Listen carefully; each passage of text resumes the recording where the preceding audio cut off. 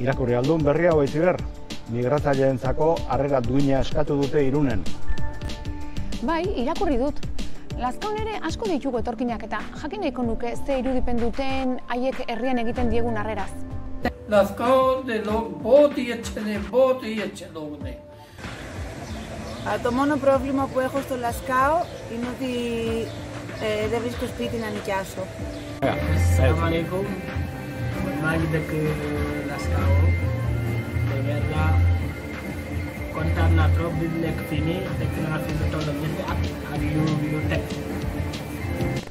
Iruditzen zain abegikorrak garela, beraiekiko edo... Esan dezakegu Lazkao herri abegikorra dela etorkinentzat.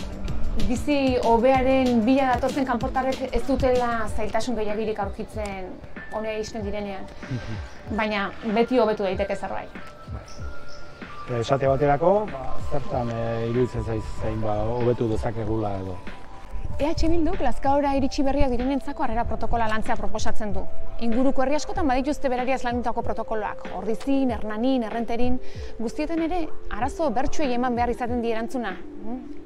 Adingabeko haur eta gaztetxoen eskolatzea eta horretarako hizkuntza mugak, lan merkatuaren ezagutza, laneratzeko zailtasunak, egoera legeztatzea, osasun zerbitzuen funtzionamendua, tokiko administrazioa ezagutza eta eskatzen dituzten zerbitzuak, eta abar.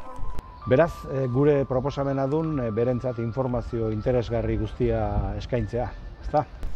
Bai, gainera, garrantzitsua deritzegu geure ikuspuntutik harrera egitea.